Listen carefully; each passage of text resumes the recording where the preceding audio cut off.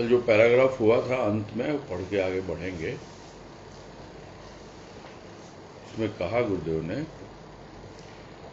किंतु सवाल है कि मुझे जाना कैसे जाए।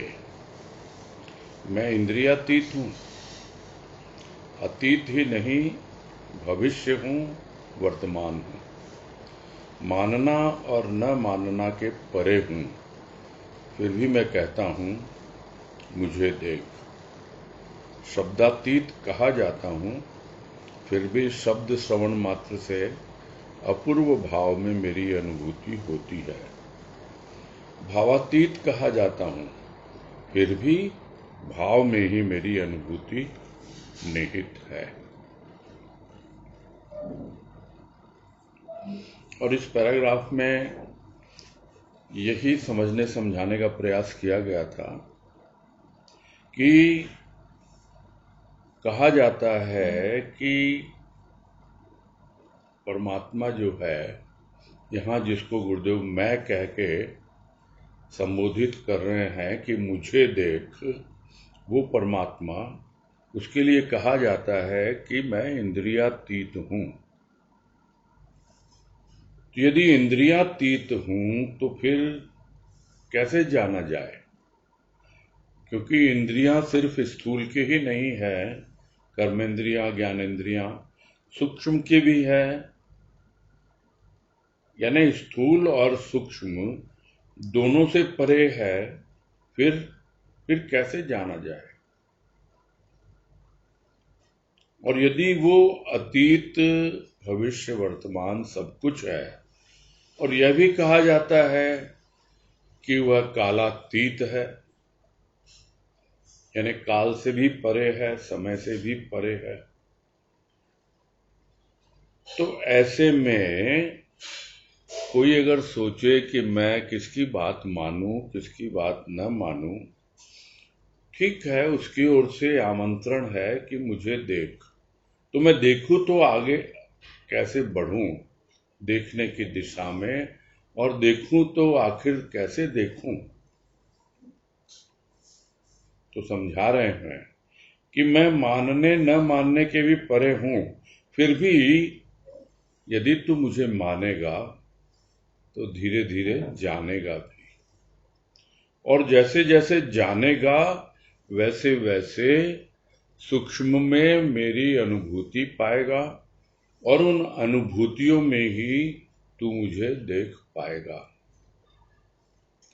भले ही लोग कहते हैं कि वो शब्दातीत है, यानी शब्दों में उसका वर्णन नहीं किया जा सकता, शब्दों में उसे अनुभव नहीं किया जा सकता, किंतु कई बार एक शब्द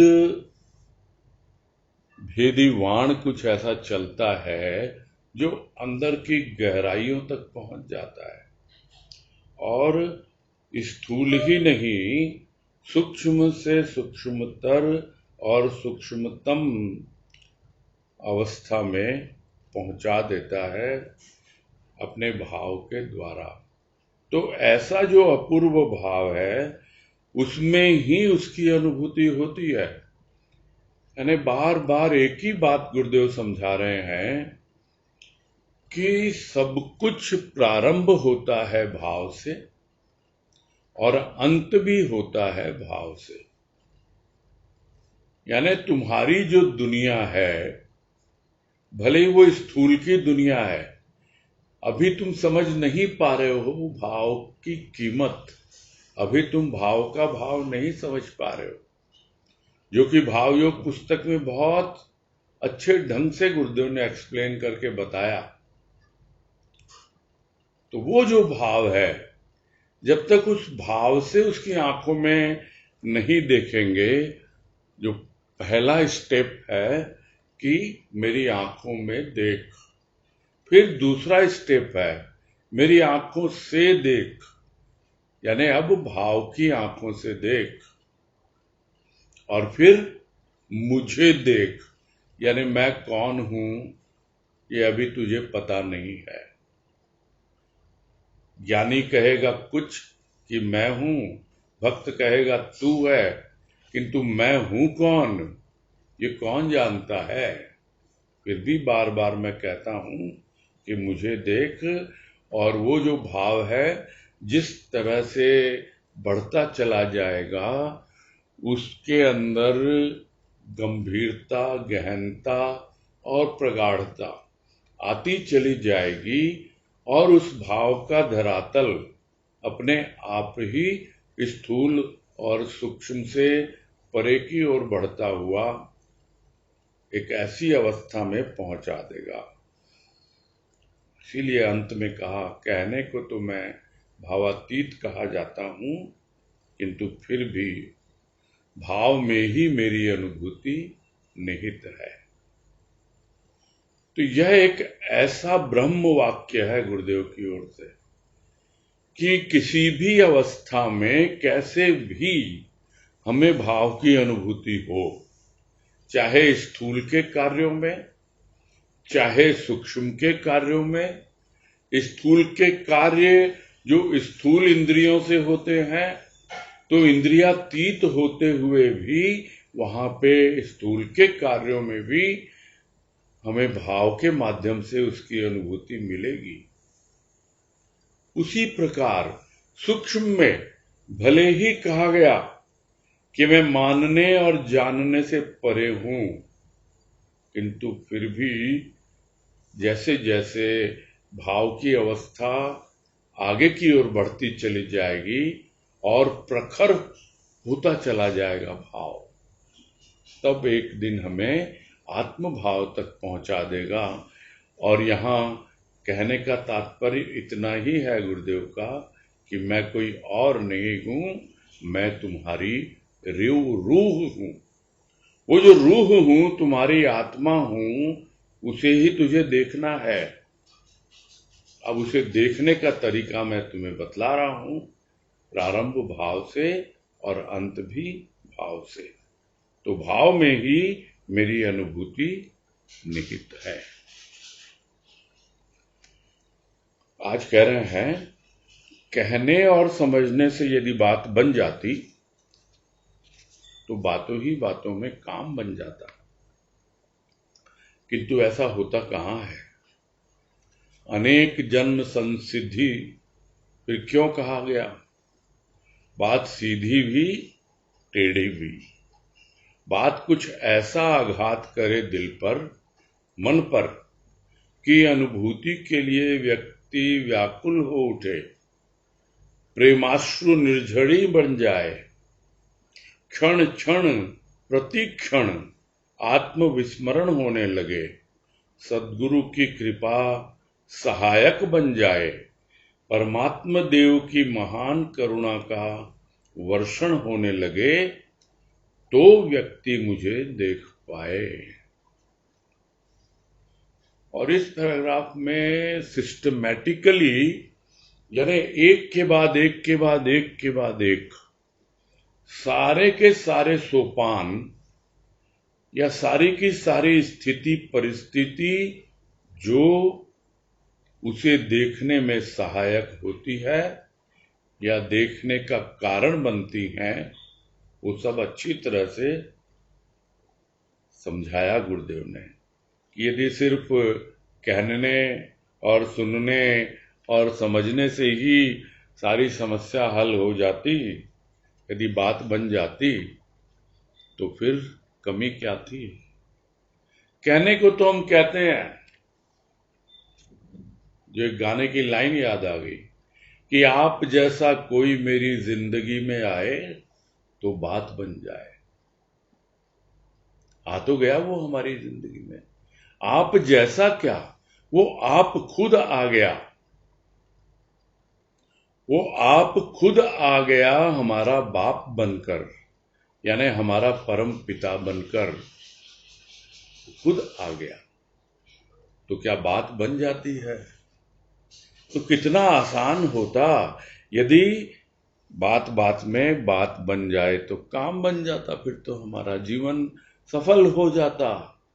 हम जिस राह पे चल रहे हैं, जो हम विश्वास के साथ प्रयास कर रहे हैं, हमें अवश्य ही सफलता मिल रही है, इसमें कोई संदेह नहीं है। किंतु सिर्फ बातें करने से, सुनने से या उनको समझ लेने से बात नहीं बनती है। इसीलिए कहा कि ऐसा होता कहाँ है। यही तो कहा गया कि अनेक जन्म संसिद्धि, यानी अनेक जन्मों के पश्चात ही बात बनती है। किंतु हम ये ना समझ लें कि इस जन्म में बात नहीं बनेगी, चलो भाई नहीं हुआ इस जन्म में, अगले जन्म में देखेंगे। अरे इस तरह तो हम न जाने कितने जन्मों से टालते आए हैं। हमें तो यह समझना चाहिए कि ऐसी कृपा, ईश्वरीय कृपा, परमात्मा देव की कृपा कभी नहीं हुई है। कृपा के 3 रूप हमने बहुत बार सुने हैं, जो आदि शंकराचार्य जी ने अपनी एक छोटी सी पुस्तक में वर्णन किया है। उसका सार यही है कि ईश्वरीय कृपा के 3 रूप होते हैं। पहला रूप, हमें मनुष्य का जन्म मिला, यह ईश्वर की कृपा है। दूसरा कृपा का रूप, मुमुक्षा जागृत होना। मुमुक्षा यानी बंधनों से मुक्त होने की इच्छा, मोक्ष प्राप्ति की इच्छा। यह हर किसी में जागृत नहीं होती है, और यदि हो भी जाए तो भी दूसरी कृपा तक सीमित रह जाती है, तीसरी कृपा नहीं हो पाती है। लोग निकल जाते हैं घर से, भटकते रहते हैं जंगलों में। मुमुक्षा जाग गई है, किंतु सच्चा संत मिलना, सत्संग मिलना, यह ईश्वर की तीसरी कृपा है। तो यह जो तीसरी कृपा है, तो तीनों कृपा हम पर हो चुकी है। तो हम ये मान के चलें, यह तो हमारा अंतिम जन्म है, इसमें कोई सोचने की बात ही नहीं है। मिलना है इस जन्म में, जाने क्या हो अगले जन्म में। ये भजन की पंक्ति याद आ रही है, बहुत शुरू का भजन, कि यह तो आपका कमिटमेंट है उसके प्रति कि मुझे तो मिलना ही मिलना है, पता नहीं अगले जन्म में क्या होगा। तीनों प्रकार की कृपा ईश्वर ने कर दी, अब क्या बाकी रह गया। अब ईश्वर की कृपा नहीं है, अब होगी तो अंत में कभी होगी, जब इस संसार से कूच करेंगे, वो अलग बात है। किंतु हां, जन्म उसी ने दिया है हमें, मनुष्य का। और जो भी जीवन हम जी रहे हैं, संत के दरबार तक पहुंचा करके वो अब निश्चिंत हो गया है। क्यों?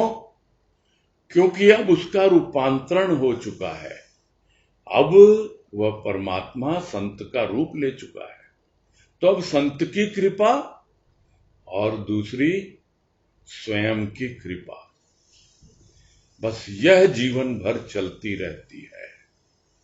संत की कृपा हो रही है, हम अपने ऊपर कृपा करते जाएं, तब यह जो बात है अनेक जन्म संसिद्धि समझ में आ जाती है कि बस यही एक अंतिम जन्म मुझे मिला है, और इसी जन्म में मुझे अपने आप को सिद्ध कर लेना है। जो गुरुदेव कह रहे हैं, मुझे देख, तो मुझे देख लेना है इस मुझको, इस अपने आप को, अपने आपे को। तो बात सीधी भी है और टेढ़ी भी है। किंतु यदि वही बात दिल पे कुछ ऐसा आघात करे, कुछ ऐसी चोट करे, जिसे कहते हैं, दुनिया की बातें तो बहुत दिल पे ले लेते हैं हम, चुभ जाती है, किंतु क्या संत की बातें, या ये बात कि नहीं, अनेक जन संसिद्धि, I don't believe, I believe, yes, you are here. Any moment I can come to you and you can come to me. यह एक बिलीफ लेकर के चलना है जीवन में कि हर वक्त तुम तैयार और मैं भी तैयार। जब तुम चाहो मैं हूं और जब मैं चाहूं तुम हो। तो यह कुछ ऐसा आघात कर देती है दिल पे, इस तरह की बात। तो फिर क्या है, मन व्याकुल हो जाता है। किसके लिए?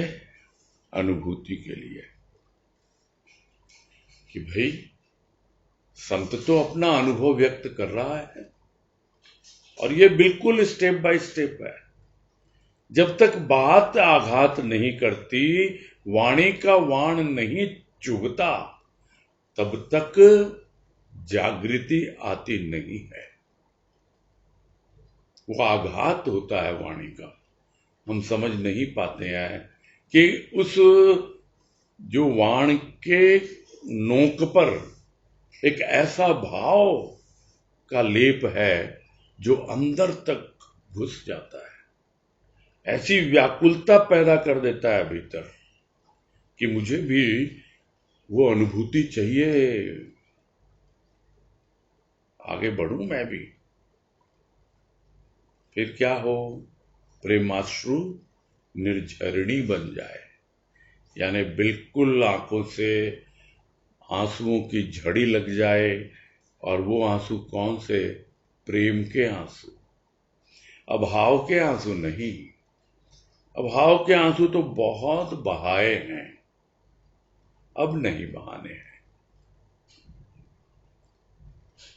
अभाव के आंसू इसलिए बहाए क्योंकि बड़े बहाने किए, ये नहीं हो सकता मुझसे, वो नहीं हो सकता, मुझे तो घर परिवार का बंधन, मुझे तो ये बंधन, कैसे निकल के बाहर आऊं मैं। प्रभु तुम ही रक्षा करो।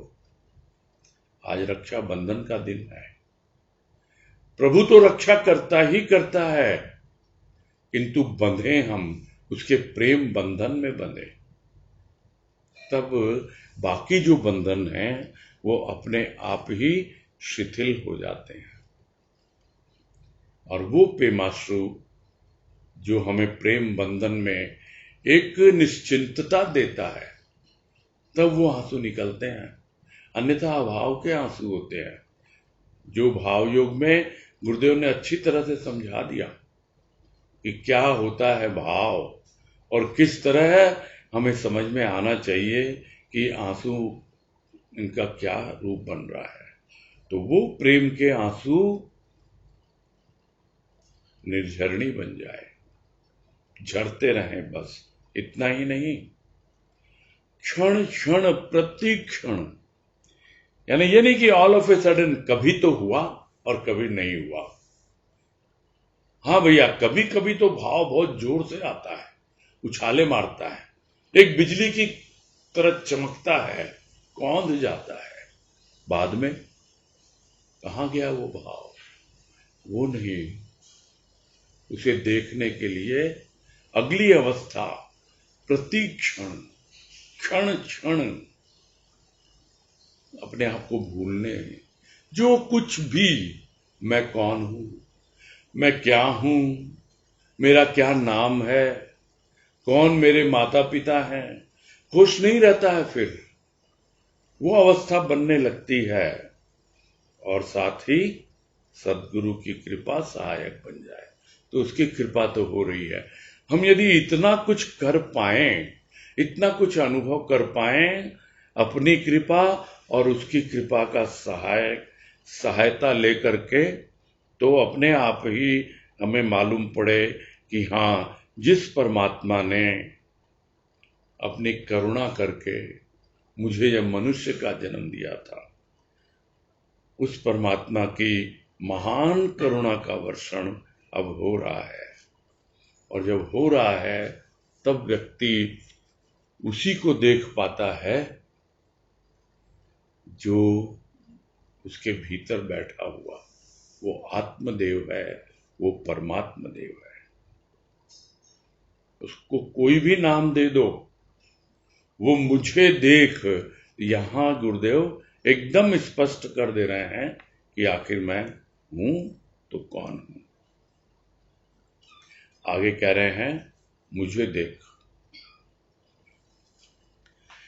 मैंने स्वयं को जानने के लिए, पहचानने के लिए दर दर की खाक छानी, अन्ना भाव में सूखी पत्तियां चबाई, मान अपमान सहा, तीर्थाटन उपवास किए, रात्रि जागरण विरह गान गाए, किंतु देखा अपने को जब प्रभु कृपा सद्गुरु कृपा बनी।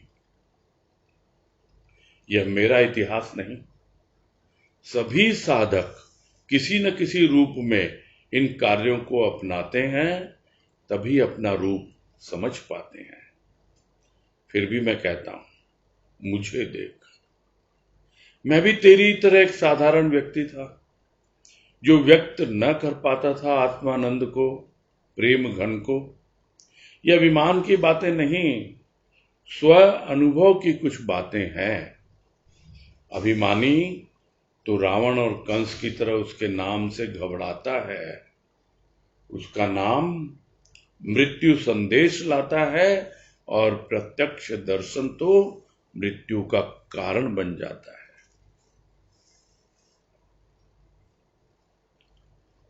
और इस पैराग्राफ में गुरुदेव मुझे देख यह तो बतला चुके हैं कि वो कौन है। वो कोई और नहीं, वो आत्मदेव है, वो परमात्मा देव है। और अब उदाहरण ले रहे हैं बाबा का और स्वयं का, कि बाबा कह रहे हैं मुझे देख। तो जब बाबा को देखते हैं तो वो पूरी बातें समझा रहे हैं कि मैंने स्वयं को जानने पहचानने के लिए क्या क्या नहीं किया, और इसमें पूरा बाबा का जीवन है। दर दर की खाक छानी, अन्न के अभाव में सूखी पत्तियां चबाई, तरह तरह का मान अपमान भी सहा। मान बढ़ाई के लिए उनको महंत पद भी मिला था, किंतु वो भी उन्होंने त्याग दिया कि नहीं, मुझे तो अपने आप को देखना है, मुझे तो अपने आप को जानना है। तो बाबा कह रहे हैं कि मैंने मान अपमान सहा, तीर्थाटन उपवास किए, इतना ही नहीं, रात्रि जागरण विरह गान, तो कौन नहीं करता ये सब। और ये सब करके कोई सोच ले, ठीक है, सूखी पत्तियां चबाना, दर दर की खाक छानना, ब्रह्मचर्य का रूप लेना, यह एक अलग अवस्था है। किंतु लोग समझ लेते हैं तीर्थाटन करने से, उपवास और रात्रि जागरण करने से, विरह गीत गाने से क्या वो दिखलाई पड़ जाएगा, क्या हम उसे देख पाएंगे। उसका जवाब दे रहे हैं, किंतु देखा अपने को जब प्रभु कृपा सद्गुरु कृपा बनी। यानी अब वो प्रभु, वो ईश्वर जिसने इतनी कृपा मुझ पे की थी, वो सद्गुरु बनकर मेरे जीवन में आया। जो बात अभी थोड़ी देर पहले हो रही थी कि वो संत बनकर आता है, वो उसकी अंतिम कृपा होती है। और उसके बाद उसकी कृपा और अपनी कृपा। तो अपनी कृपा के लिए तो बहुत प्रयास किया उन्होंने, बाबा ने, किंतु देखा तभी जब प्रभु की कृपा सद्गुरु कृपा बनी। और ये भी कह रहे हैं कि यह सिर्फ बाबा का ही इतिहास नहीं है, सभी साधक, जो कोई भी अपने आप को देखने के लिए, आत्मदर्शन के लिए, खुद को जानने के लिए आगे बढ़ता है, तो इसी प्रकार की अवस्थाओं से उसे गुजरना पड़ता है। तो इन सब कार्यों को अपनाते हैं सभी साधक किसी न किसी रूप में। और तभी अपना रूप समझ पाते हैं, यानी वो जो उनका अपना स्वरूप है। फिर भी मैं कहता हूं मुझे देख। अब यहां जो है फिर भी मैं कहता हूं मुझे देख, यह गुरुदेव अब अपने लिए कह रहे हैं कि मैं भी तेरी ही तरह एक साधारण व्यक्ति था। ये सब सुन लें हम लोग ध्यान से। सबको कह रहे हैं हमें कि मैं भी तुम लोगों की तरह ही एक साधारण गृहस्थ में रहने वाला एक मनुष्य था, जो व्यक्त नहीं कर पाता था। किसी न किसी रूप में अनुभूति तो होती थी आत्मानंद की, किंतु कह नहीं पाता था, बोल नहीं पाता था। ये जब मैंने अपने आप को देखा, अपने इष्ट की, अपने संत की कृपा के द्वारा, सदगुरु की कृपा के द्वारा, तभी मैं आत्मानंद को और प्रेम घन को, यानी प्रेम की जो बरसात होती है इन आंखों से, प्रेम की जो बरसात होती है अपने अंतःकरण में, उन सब को व्यक्त करने का एक रास्ता मिला, तरीका मिला। और कुछ ऐसा आत्मानंद का अनुभव किया कि वो बना ही रहा। तो ये कोई अभिमान की बातें नहीं है कि गुरुदेव अपना अभिमान प्रदर्शित कर रहे हैं, यही कह रहे हैं। यह तो स्व अनुभव की कुछ बातें हैं, यानी उन्होंने स्व की अनुभूति की है, अपने आप में यह सब जाना है, देखा है, उसकी बातें हैं ये सब। और नहीं तो अभिमान की बातें तो रावण भी करता है और कंस भी करता है, किंतु वो तो उसके नाम से ही घबराता है, क्योंकि उनके लिए उसका नाम जो है मृत्यु का संदेश लाता है। डरता रहता आजीवन, नाम कहीं से भी सुने और डर डर के कांपने लगता है, शुरू से लेके अंत तक। और जब दर्शन होते हैं, चाहे कंस को कृष्ण के और रावण को राम के, तो फिर वो उनका अंतिम समय होता है, वो एक अलग बात है। यहां पर अभिमान की कोई बात नहीं है, यहां जो भी बात है वो स्वानुभूति है। और वो स्वानुभूति, स्व की अनुभूति, यदि किसी के लिए सहानुभूति का कार्य बन जाए कि हाँ भाई तुम्हारी अनुभूति मेरी अनुभूति, सह अनुभूति और क्या होती है?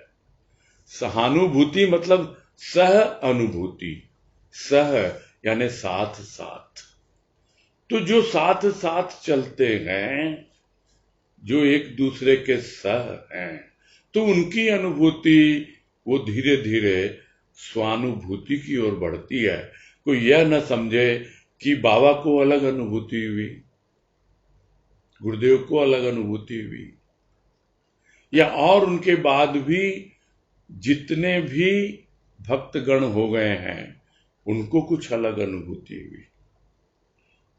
अनुभूति तो वही है, किंतु जो अभिमान की बातें करेगा वो भयभीत होके करेगा, और जो अनुभूति की बातें करेगा, स्व अनुभूति की बातें करेगा, वो तो अभय की ओर गमन कर रहा है, निर्भय होके जीवन व्यतीत कर रहा है।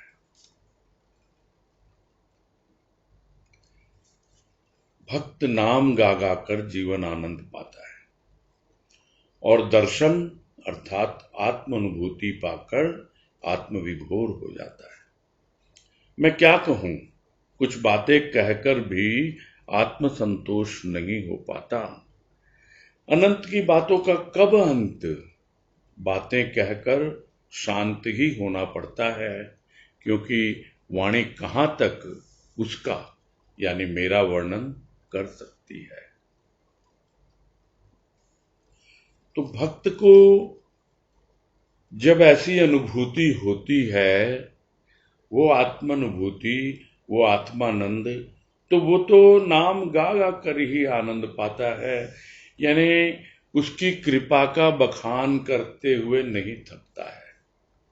उसकी महिमा, उसका गुणगान वो करना ही उसका जीवन बन जाता है।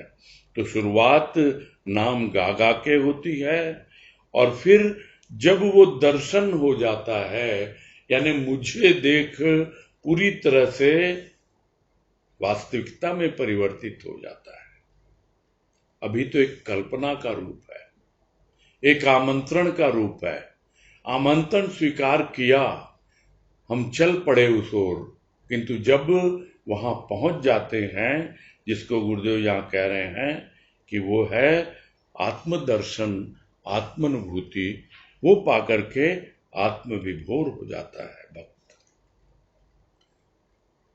फिर कह रहे हैं अपने ही बारे में कि मैं क्या कहूं, कुछ बातें कहकर भी आत्मसंतोष नहीं होता है। कितना ही कह दो, कितना ही लिख दो, फिर भी संतोष होना बड़ा कठिन है, क्योंकि अनंत की बातों का कोई अंत है ही नहीं।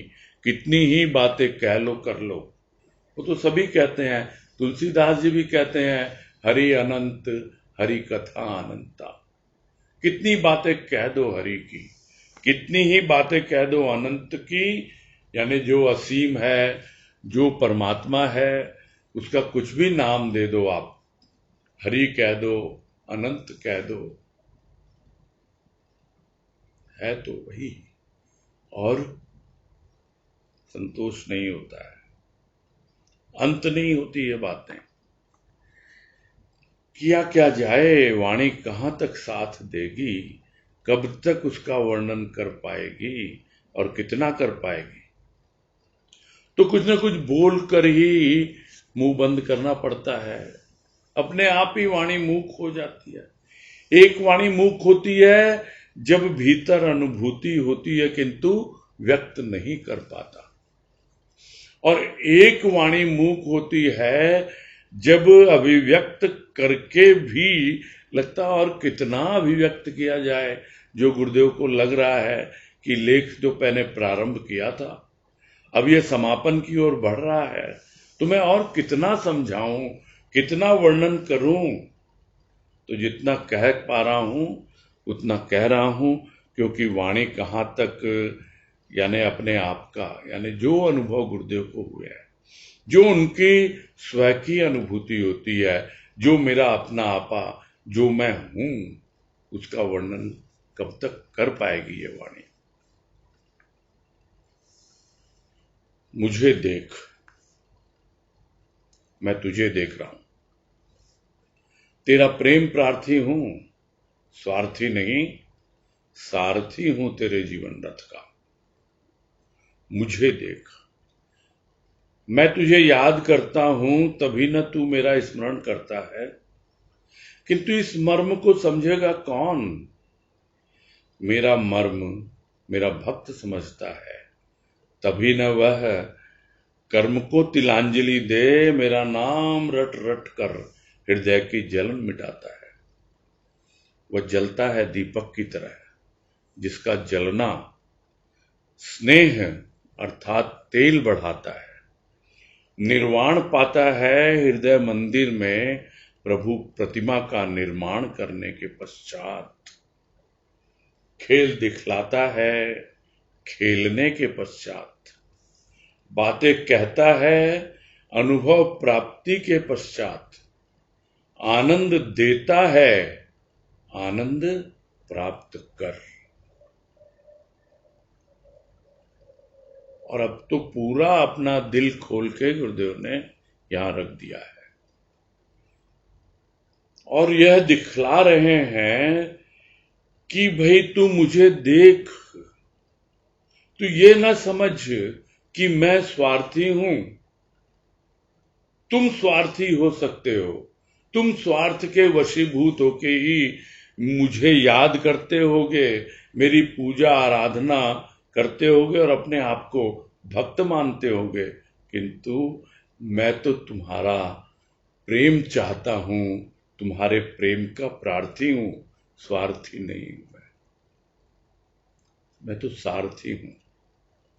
तुम चाहे कितना ही उधर उधर भटको, बार बार तुम्हें सही राह पर ले आता हूं। तुम्हारी जीवन की गाड़ी मैं ही ड्राइवर बन के चलाता हूं, इसमें तुम्हें कोई संदेह नहीं होना चाहिए। सारथी हूं जीवन रथ का, यानी जीवन की गाड़ी का ड्राइवर हूं। यह समझ में आसानी से आ जाता है। फिर क्या करना? चला रहा है वो गाड़ी, आराम से बैठो, देखो उसको। तो जो बगल में बैठा है उसकी आंखों में कैसे देखा जाए? उसकी आंखों में तो जो गाड़ी में एक शीशा लगा है उसी के माध्यम से देखा जा सकता है। तो देखें उसे, समझें उसे, उसके स्पर्श का अनुभव करें। वो स्पर्श कोई स्थूल स्पर्श नहीं, सूक्ष्म स्पर्श है। इसीलिए कहते हैं कि जो तुम्हें सूक्ष्म स्पर्श मिलता है ना, जिसके कारण तू याद करता है मुझे, वो इसीलिए मिलता है क्योंकि मैं तुझे स्पर्श करता हूं। तू समझता है कि तू मुझे याद करता है। अरे मैं तुझे याद न करूं तो तू मुझे याद कर ही ना पाए। इसलिए मुझे देख, मैं तो हमेशा तेरे सामने प्रेम की, क्या कहें, भीख कहेंगे, प्रेम का याचक कहेंगे, या प्रेम प्रार्थी कहेंगे, उसी के लिए खड़ा हूं। मैं हमेशा याद करता हूं तुम्हें कि तू याद तो करे मुझे कभी। और जब तू स्मरण करता है, तुझे यह स्मरण रहे कि मैंने तुझे याद किया है, इसीलिए तू मुझे याद करता है। इस मर्म को भक्त समझता है कि यह तो उसकी बहुत बड़ी कृपा है, उसकी बहुत बड़ी दया है कि वो मुझे याद करता है। दया का यही रूप समझ बैठता है और कुछ अटपटे से शब्दों में व्यक्त कर देता है कि तेरी याद अब तो दया बन के हर पल आने लगी है प्रभु। हे प्रभु, तेरी याद आने लग गई, अब तो हर पल आने लग गई। क्षण क्षण प्रति क्षण विस्मरण ही नहीं होता तुम्हारा। क्या अवस्था है यह? क्यों? क्योंकि तुमने न जाने कहां भीतर एक ऐसी चोट पहुंचाई है, कुछ एक ऐसा आघात किया है कि उसको भूल नहीं पाता भक्त। तो मर्म समझता है उसका भक्त, और तभी तो वो तथाकथित जो कर्म है कि ये कर्मों का बंधन, इसमें फंसा हुआ हूं मैं, तो उन सबको बिल्कुल दरकिनार करके, तिलांजलि दे करके, बस उसी का नाम, उसी की याद, उसी में अपना जीवन बिताता है। और उसका जीवन है क्या? एक दीपक की तरह है। तो जैसे दीपक जलता है तो उसमें तेल होता है। वो तेल है क्या? वो उसका स्नेह है, यानी प्रभु का स्नेह इस जीवन रूपी दीपक को हमेशा जलाए रखता है। वो ज्योति हमेशा जलती रहती है उस स्नेह के कारण। कभी भी वो ज्योति धूमिल नहीं होती, कभी भी संपूर्ण नहीं होती। हाँ, जब अंतिम समय आएगा या जीते जी अनुभव हो जाएगा कि हाँ अब ये निर्वाण की अवस्था है, तो कब है वो निर्वाण? वो निर्वाण तभी है जब हृदय के मंदिर में वो अपने प्रभु की प्रतिमा निर्माण कर लेता है। लोग कहते हैं हमारे जीवन का निर्माण हो रहा है। बिल्कुल हो रहा है, किंतु उसका सबसे महत्वपूर्ण हिस्सा क्या है? उसका सबसे महत्वपूर्ण हिस्सा है हमारा हृदय। उस हृदय में क्या प्रभु की प्रतिमा, उसका निर्माण हो रहा है? यदि इसका निर्माण हो रहा है तब धीरे धीरे जीवन व्यतीत होगा निर्वाण की ओर। और वो जो निर्वाण है एक दिन ऐसा होगा कि पूरी तरह से वो स्नेह जो है उसी को समर्पित हो जाएगा। तो यह जीवन है भक्त का। वो खेल दिखलाता है, दूसरों को दिखलाता है खेल, किंतु खेलने के बाद, यानी वो पहले खिलाड़ी है और उसके बाद वो कोच बन के सबको खेलना सिखाता है और अपने कर्तव्य दिखलाता है जादूगर की तरह। यानी वो खेलना जानता है और तब वो खेल दिखलाता है। ऐसा नहीं कि एक अनाड़ी की तरह, नहीं, वो खिलाड़ी है, तब जाकर के दिखाता है हमको कि देखो तुम भी जीवन में पहले खेलना सीखो और उसके बाद ही तुम्हें सारे खेल समझ में आएंगे। और उन खेलों को दिखलाने वाला कोई और नहीं है, वो मेरा प्रभु ही है। और जो भी बातें वो कर रहा है, कह रहा है, वो कोई कल्पना के आधार पे नहीं है, वो अनुभव के आधार पे है। तो अनुभव प्राप्ति के पश्चात ही कुछ कहता है। और यदि आनंद आनंद आनंद यह भी वो कह रहा है, आनंद का वितरण यदि कर रहा है, तो तभी कर पा रहा है क्योंकि उसने आनंद प्राप्त किया है। भाई उसके पास तो आनंद का भंडार है, वो तो आनंद घन है, यानी कूट कूट कर उसमें आनंद भरा हुआ है, तभी तो वो आनंद दे पाता है। तो इससे ज्यादा गुरुदेव और स्पष्ट क्या बतलाएंगे कि मुझे देख तो तेरी क्या अवस्था होगी। एकदम निश्चिंत होकर उस राह पर आगे बढ़। और इस अंतिम पैराग्राफ में कह रहे हैं कि जब हुआ प्राप्त कथा हुई समाप्त। प्रभु है अभिव्याप्त चर अचर में, फिर जीव क्यों करता है संताप विलाप निरर्थक वार्तालाप। मैं कहता हूं तू आप, फिर क्यों कहता है पाप पाप। जब आप ही आप तो कहां पाप। फिर भी मैं कहूंगा मुझे देख। और इस अंतिम पैराग्राफ में यही कह रहे हैं कि बस यदि मुझे देख लिया तो फिर तुम्हें सब कुछ मिल गया, तो सब कुछ प्राप्त हो गया। और जब सब कुछ प्राप्त हो गया तो जीवन की कथा जीते जी समाप्त हो जाती है। लोगों की कथा तो मरने के बाद भी समाप्त नहीं होती, किंतु जिसे जीते जी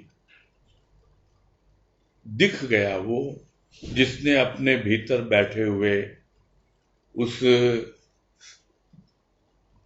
स्व को कहें, उस आत्मा को कहें, परमात्मा को कहें, जो भी कहें, गुरुदेव हमें यही कह रहे हैं, एक बार यदि वहां पहुंच गए, वो प्राप्त हो गया, उस अवस्था को उपलब्ध हो गए, तो अपने आप ही सारी बातें पूरी हो जाती हैं।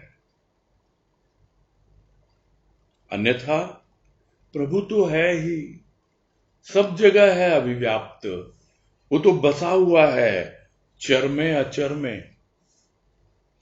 चर यानी जो चलायमान चलते हुए दिख रहे हैं, अचर यानी कि जो चलते हुए नहीं दिख रहे, खड़े हुए दिख रहे हैं।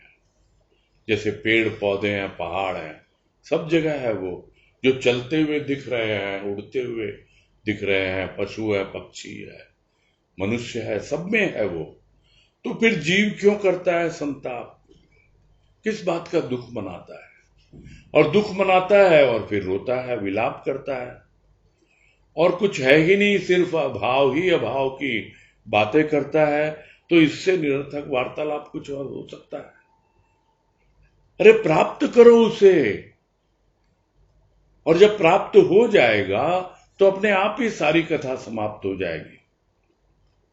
इसीलिए कहता हूं, क्या कहता हूं, तू आप, यानी तू ही है अपना आपा। जिसको मैं कह रहा हूं मुझे देख, वो कोई और नहीं है, वो तू ही है, तू ही है आप। तो फिर क्यों बातें कर रहा है पाप पाप की?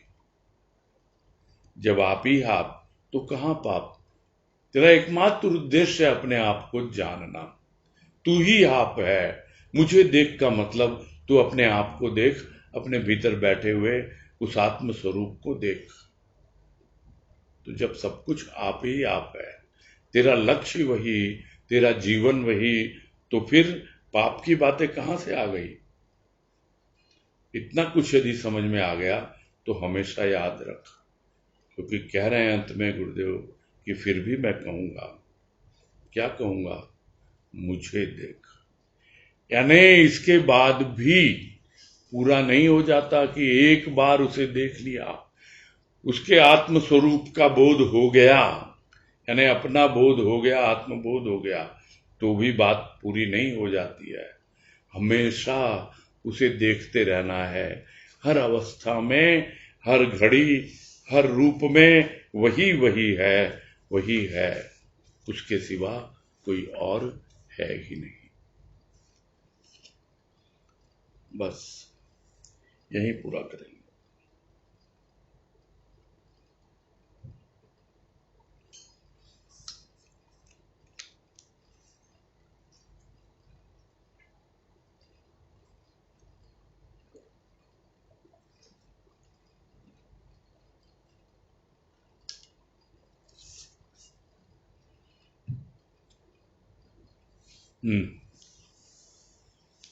अजय बंसल, हाँ बोलिए।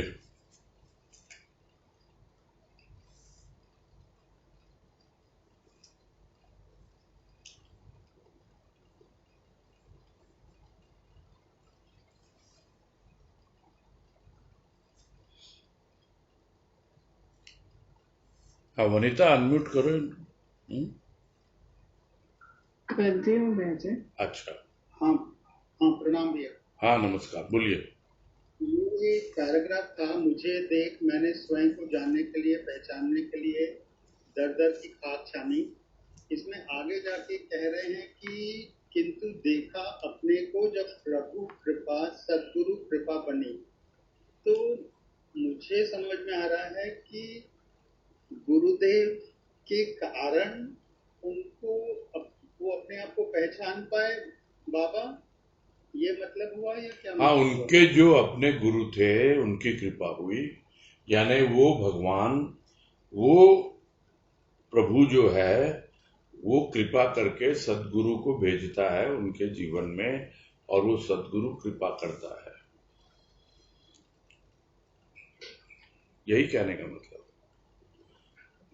ये बाबा के बाद गुरुदेव बाबा के, गुरुदेव की कृपा से वो अपने आप को जान पाए बाबा। अरे बाबा ऐसा के नहीं। गुरुदेव, बाबा के भी तो कोई गुरु रहे हैं ना, अच्छा अच्छा अच्छा अच्छा, उनकी कृपा।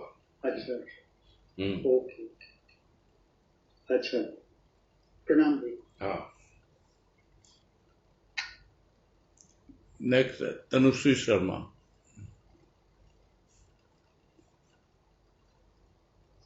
प्रणाम भैया। हाँ बोलो।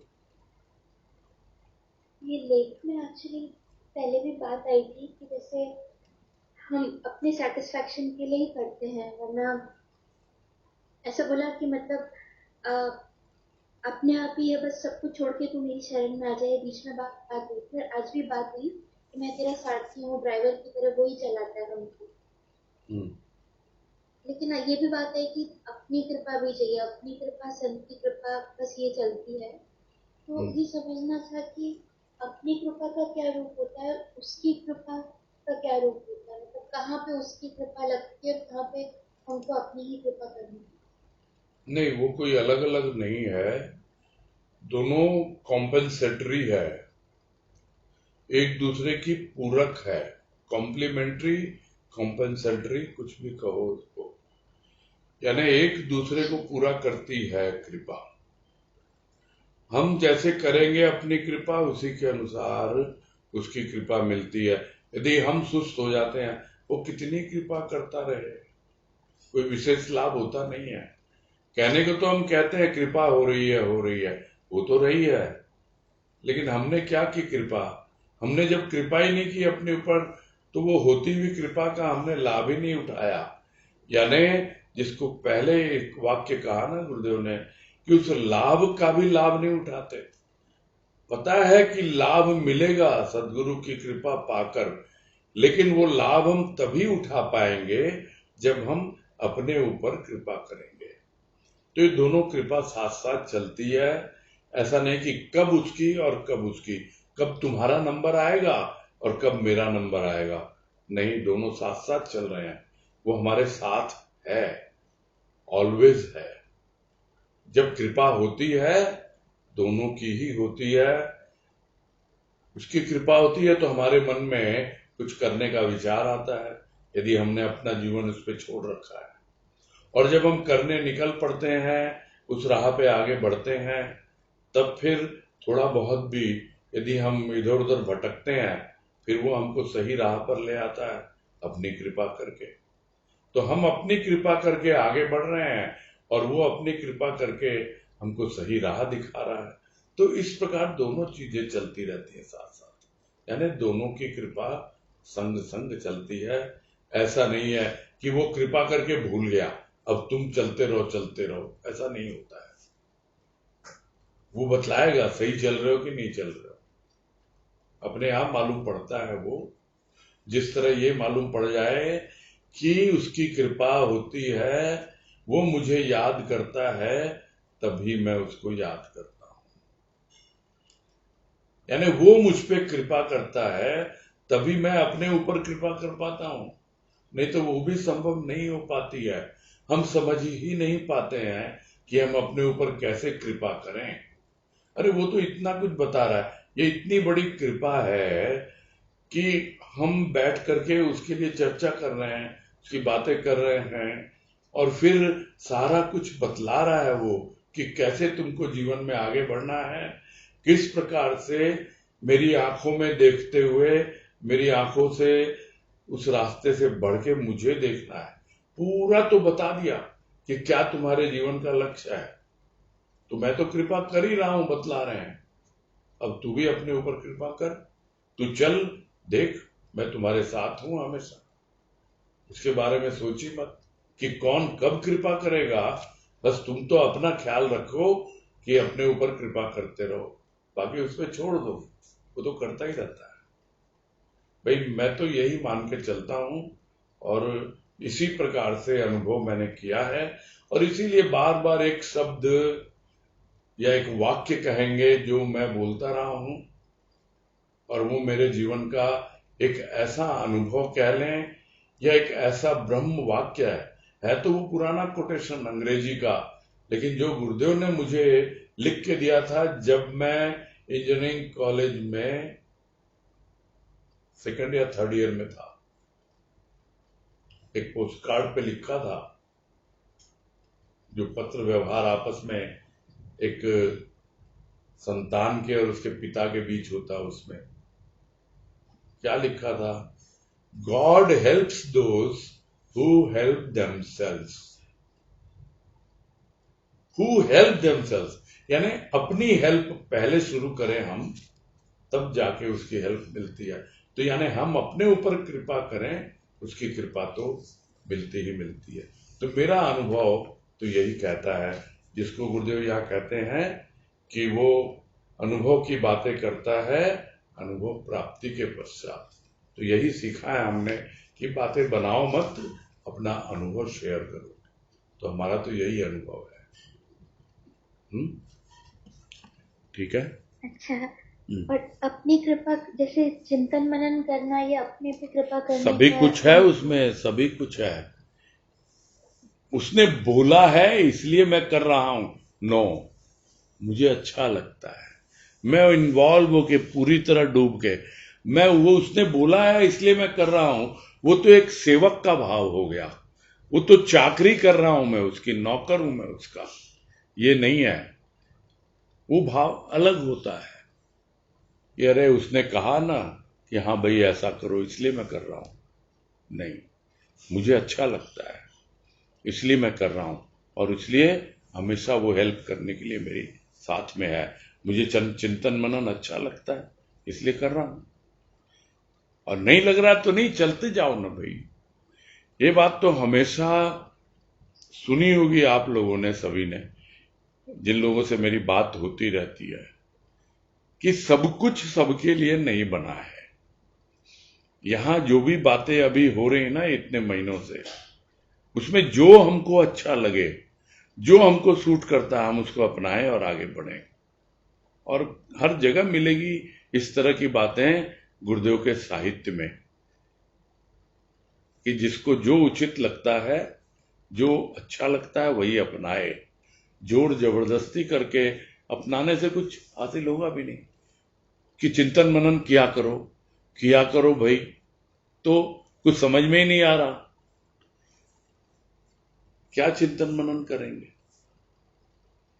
और नहीं आता तो हम बोर होके छोड़ देते हैं, क्योंकि हमको इंटरेस्ट नहीं है।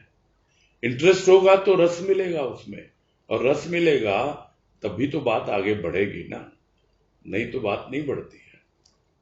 अपने ऊपर कृपा करने के अपने आप खुद को सेटिस्फैक्शन होना चाहिए कि हाँ, मैं अपने ऊपर कृपा कर रहा हूं, कर रही हूं, खुद को मालूम होना चाहिए। Yes, I am doing my best. मुझे क्या चाहिए जीवन में, सबसे पहले तो ये डिसाइड करें हम। अभी भी अगर भौतिकवादिता में और इन्हीं सब में उलझे हुए हैं, तो ये सब बातें करने से कोई फायदा नहीं है। और यदि हम वाकई कुछ अपना आध्यात्मिक उत्थान चाहते हैं, करते हैं, तो उससे प्रार्थना करें, अपने आप से पूछें, सब जवाब मिलता है, और वो अंदर बैठा हुआ सब समझाता रहता है, ऐसा भी नहीं है। और आज तो इतना सुंदर वर्णन गुरुदेव ने इसमें किया है, मतलब वो पढ़ के, है ना, वही कहा ना, सबका यही होता है कि एकदम स्टेप बाय स्टेप कि बात सीधी भी है और टेढ़ी भी है। सीधी किसके लिए है? जिसके ऊपर उसका असर हो जाए, तो बात कुछ ऐसा आघात करे दिल पर, मन पर, कि अनुभूति के लिए व्यक्ति व्याकुल उठे, प्रेमाश्रु निर्झरणी बन जाए, क्षण क्षण प्रति क्षण आत्मविस्मरण होने लगे, सदगुरु की कृपा सहायक बन जाए, परमात्मा देव की महान करुणा का वर्षण होने लगे, तो व्यक्ति मुझे देख पाए। तो सारे एकदम स्टेप बाय स्टेप हैं। अब आप देखो इनमें बीच में कहां आप ठहरते हो, कहां टिकते हो। और अगर इन बीच में कहीं नहीं हो, अभी भी बातों में ही हो, तो फिर बातें कभी सीधी लगेंगी, कभी टेढ़ी लगेंगी, आगे बढ़ ही नहीं पाएंगी। यानी बात हमारे हृदय पे आघात कर ही नहीं रही। अभी समझ में आ रही है? मैं आपको नहीं बोल रहा हूं, सभी को बोल रहा हूं।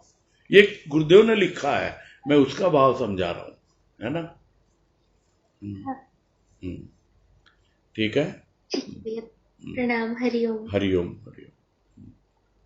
हाँ, सुधा तुलसियान।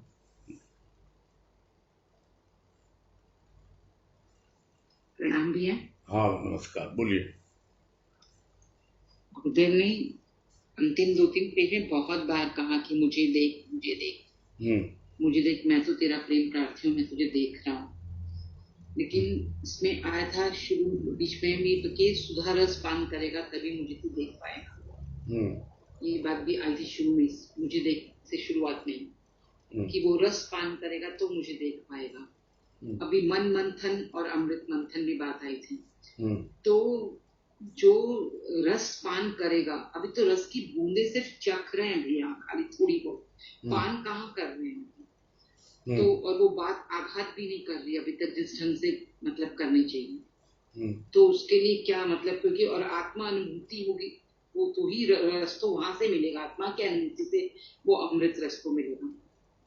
नहीं नहीं, ऐसा नहीं है। वो बता दिया ना, भाव में मिलेगी वो अनुभूति आपको। वो भाव का जो भी रूप होगा ना, उसके आधार पे मिलेगी।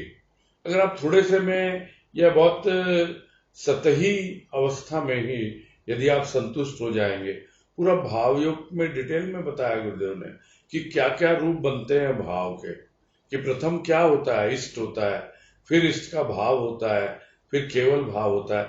ये भाव योग से आप पूरा एक ये 3 अवस्थाएं जो है ना लेके समझ सकते हो। और उसमें भी आपको कौन सी चीजों में रस मिल रहा है, उन सब से उसकी क्या क्वालिटी है, वो सब पहचान अपने आप होने लगती है। तब मालूम पड़ता है कि हाँ, जो मैं समझ रहा हूँ या जिस राह पे मैं आगे बढ़ रहा हूँ, वो समझाने वाला समझा भी देता है कि अभी ढीले मत पड़ो, बहुत सही राह पे चल रहे हो। लेकिन ये जरूर है, उतनी ही व्याकुलता भीतर चाहिए। भीतर बहुत व्याकुलता आती है और एकदम जिसको बोलते हैं प्रेमाश्रु की झड़ी लगी जाती है। कुछ मालूम नहीं पड़ता है, दिन है कि रात है, कब क्या हो रहा है, यही सब पूरा प्रतिक्षण आत्मविस्मरण होने लगे। ये सब बातें गुरुदेव ने बहुत ही स्पष्ट ढंग से लिखी है और ये सभी लोगों के साथ होता है। तब जाकर के वहां पहुंचते हैं, किसी न किसी रूप में ये बातें घटित होती ही होती हैं, क्योंकि यहां लिख रहे हैं ना, और उनकी कृपा से हम भी कोरिलेट कर पा रहे हैं कि हाँ, हमसे भी उनकी कृपा हुई है, हम पर भी, और इसी तरह के अनुभव उनकी कृपा से हुए हैं। समझ में आ रहा है ना? तो बस इस भाव के सहारे बढ़ते चले। बिल्कुल, भाव और प्रेम। क्योंकि प्रेम क्या करता है कि आपको बांध के रखता है। ये जो प्रेम का बंधन है वो आपको बांध के रखता है, और भाव जो है वो आगे बढ़ाता रहता है, बहाता रहता है। ये है विशेषता। तो इस प्रकार से आपकी यात्रा काफी सहज और सुगम हो जाती है।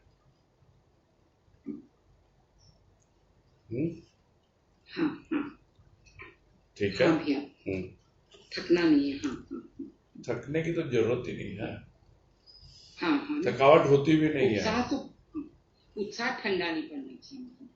नहीं, थकते भी नहीं है। उत्साह क्या होता मालूम ही नहीं पड़ता है। मतलब चीजें इतनी सहज रूप में घटित होती हैं कि बिल्कुल ध्यान ही नहीं जाता है कि हम चल भी रहे हैं कि हम ठहरे हुए हैं, क्या हो रहा है, जो भी हो रहा है, क्योंकि भीतर की चीजें हैं, सब एकदम अंदर अपने आप ही सब घटित होता रहता है। ठीक है। हाँ भैया, प्रणाम। हाँ, हरिओम हरिओम। हाँ, तो अब उसको पूरा करेंगे, और आज तो ये लेख हो गया है संपूर्ण। अब कल से क्या करना है आप लोग डिसाइड कर लीजिएगा। हाँ, और डिसाइड करके बता देना, है ना? हरिओम। हाँ हाँ, हरिओम पूरा करते हैं जी भैया। हरिओम भैया जी, सबको। हाँ, हरिओम। प्रणाम। हाँ, प्रणाम। हरिओम सबको। हाँ, हरिओम। हाँ, हरिओम। हरिओम।